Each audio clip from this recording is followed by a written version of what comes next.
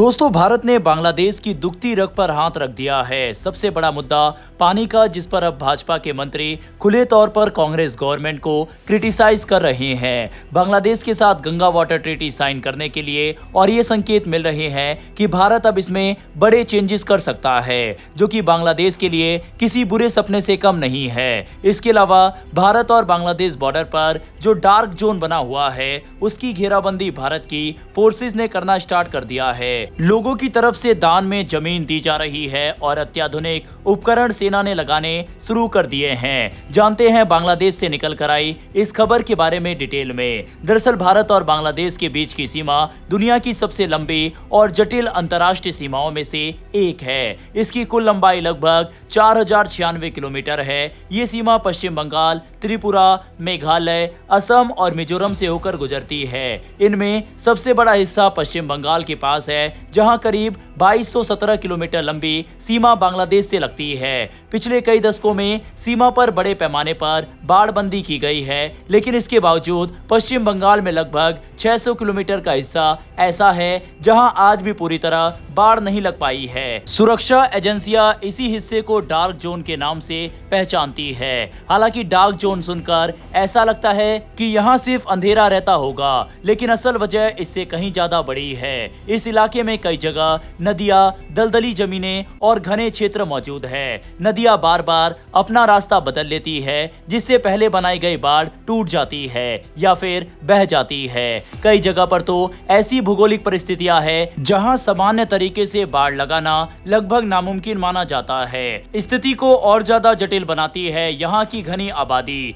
सीमा के आसपास ऐसे कई गांव हैं जहां लोगों के खेत और घर अंतर्राष्ट्रीय सीमा के बिल्कुल करीब है। कुछ स्थानों पर तो सीमा रेखा लोगों की रोजमर्रा की जिंदगी का हिस्सा बन चुकी है। ऐसे में स्थानीय नागरिकों और अवैध रूप से आने वाले लोगों की पहचान करना सुरक्षा बलों के लिए बड़ी चुनौती बन जाती है। यही कारण है कि इस खुले इलाके का इस्तेमाल अक्सर घुसपैठ और तस्करी के लिए किया जाता है। सुरक्षा एजेंसियों के अनुसार गाय तस्करी, नकली भारतीय मुद्रा, नशीले पदार्थ, सोना और अन्य अवैध सामान की तस्करी लंबे समय से चिंता का विषय रही है। नदी वाले इलाकों में रात के समय नावों के जरिए गतिविधियां और भी आसान हो जाती है। इसके अलावा मानव तस्करी और कुछ मामलों में सुरक्षा से जुड़े खतरे भी सामने आते रहे हैं। भारत की ओर से इस पूरी सीमा की सुरक्षा की जिम्मेदारी बीएसएफ यानी बॉर्डर सिक्योरिटी फोर्स संभालती है। जवान 24 घंटे गश्त करते हैं।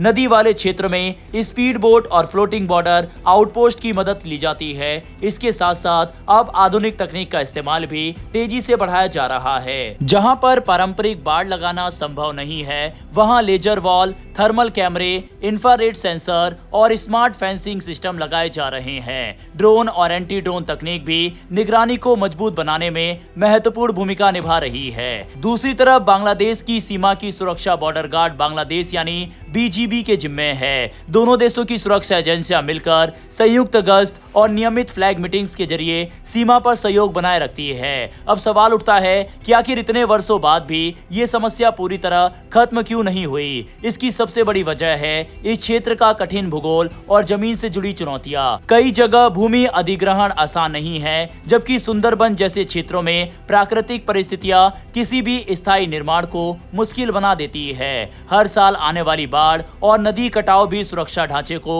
नुकसान पहुंचाती है। अब भारत की तरफ से तेजी से इस डार्क जोन को खत्म करने की कोशिश की जा रही है और बड़े स्टेप्स उठाए जा रहे हैं। वहीं दूसरी ओर बीजेपी सांसद निशिकांत दुबे ने भारत बांग्लादेश जल समझौते को लेकर कांग्रेस पर बड़ा हमला बोला है। उन्होंने आरोप लगाया है कि पूर्व प्रधानमंत्री इंदिरा गांधी और राजीव गांधी के कार्यकाल में हुए जल बंटवारे के समझौते ने भारतीय किसानों और सीमावर्ती राज्यों के हितों को नुकसान पहुंचाया।